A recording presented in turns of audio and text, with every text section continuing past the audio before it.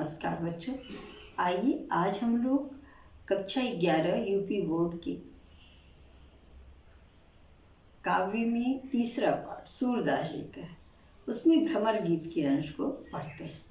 पहले हम लोग भ्रमर गीत को समझ लेते हैं। भ्रमर गीत का तात्पर्य है बच्चों भ्रमर को इंगित करके गाया जाने वाला गीत। संक्षेप में उस पर थोड़ी चर्चा हम लोग कर लेते हैं, फिर अर्थ को पढ़ते हैं। उद्धव जी कृष्ण के मित्र हैं। कृष्ण गोकुल को छोड़कर, ब्रजमंडल छोड़कर मथुरा जा चुके हैं। वहाँ वे परेशान हैं, तो वो अपनी गोपियों को समझाने के लिए उद्धव जी को गोकुल भेजते हैं। गोपियाँ कृष्ण ने संदेशवाहक भेजा है, दौड़ते हुए उनके पास जाती हैं, पर उद्धव जी का प्रेम से लेना देना नहीं था। गोपियाँ प्रेम स्वरूपा थीं। उद्धव जी उन्हें ज्ञान का संदेश देते हैं। गोपियाँ परेशान हो जाती हैं। उसी समय एक काला भौरा उड़ते हुए आता है। भौरे को लोलुप, लालची कहते हैं, निर्मोही कहते हैं, क्योंकि वो कलियों पर आपने देखा होगा मंडराता है, एक कली से दूसरी कली पर उड़ता चला जाता है। गोपियों को कृष्ण के व्यवहार में साम्यता दिखाई देती है, क्योंकि वो भी उन्हें छोड़कर चले गए थे। इधर उद्धव जी जो संदेश लेके आए थे, उनका भी रंग काला है, भौरे का भी रंग काला है। गोपियाँ भारतीय नारी हैं। क्रोध आने पर वो सीधा उद्धव को न कहकर भौरे को इंगित करती हुई, भौरे को माध्यम बना करके अपने दिल के दर्द को, अपनी उलाहनाओं को कहती है। वो अंश, वो कविता भ्रमर गीत में। आइए हम कविता को पढ़ते हैं।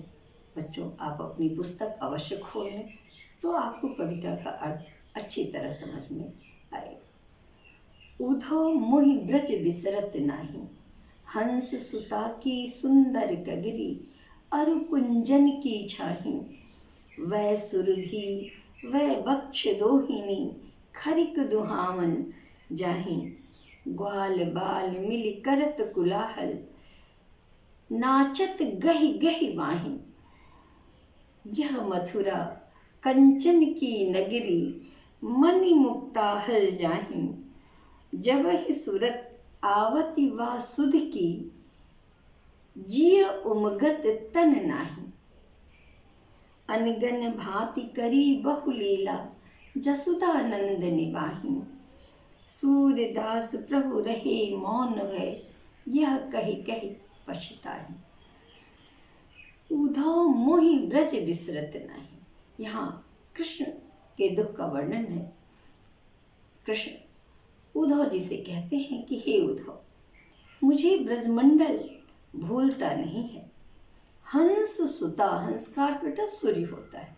पर्यायवाची में शायद आपने पढ़ा हो, नहीं तो आप याद रखें। हंस माने सूर्य, हंस सुता, सूर्य पुत्री कौन है? यमुना है। हंस सुता की सुंदर कगरी, सूर्य पुत्री यमुना का वो सुंदर सा किनारा, अरु कुंजन की छाई, और उसके किनारे जो झाड़ियाँ हैं, कुंज गलियाँ हैं, उनकी वो शीतल छाया, वह सुरभि वह बक्ष दोहिनी, खरिक दुहावन जाही। वो सुरभि का अर्थ गाय होता है।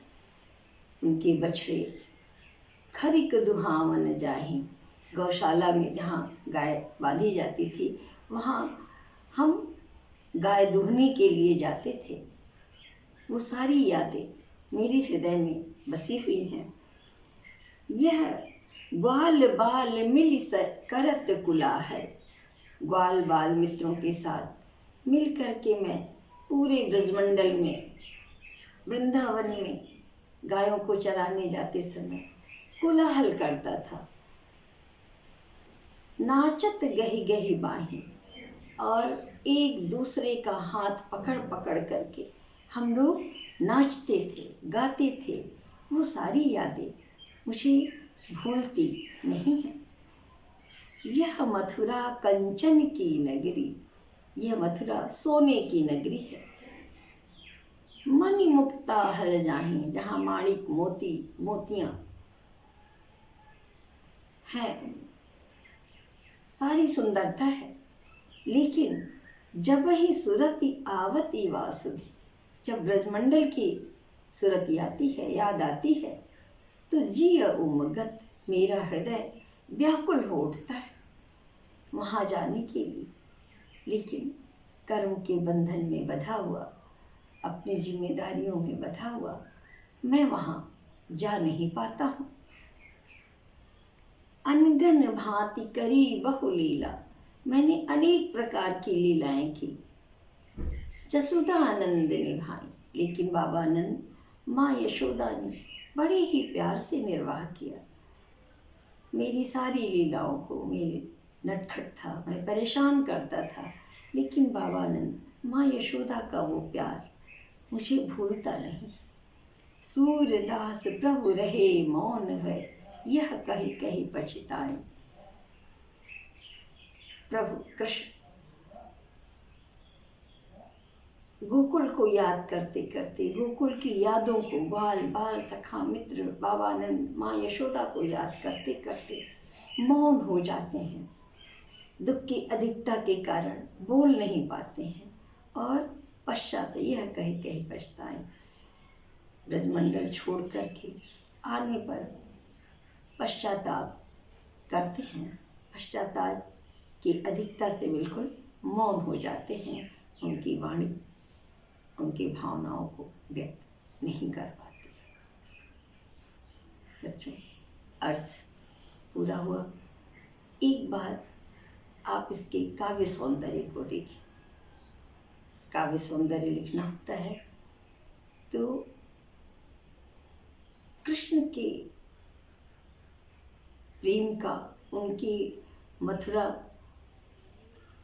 में रहते हुए भी किस तरह वो ब्रजमंडल की यादों में डूबे हुए हैं, कि पश्चाताप का बहुत ही मार्मिक या हृदय स्पर्शी चित्रण किया गया है।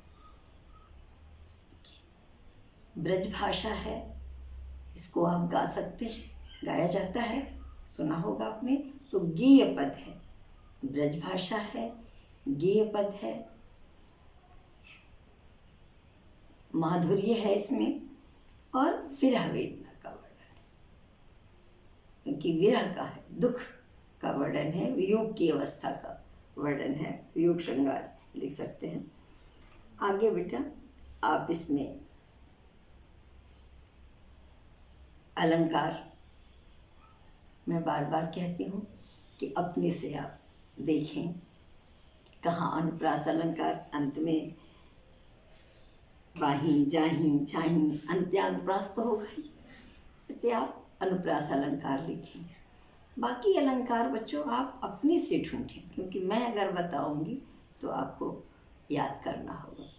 या ऐसे गही गही तो विप्सा अलंकार या पुनरुक्त प्रकाश अलंकार लिख सकते हैं।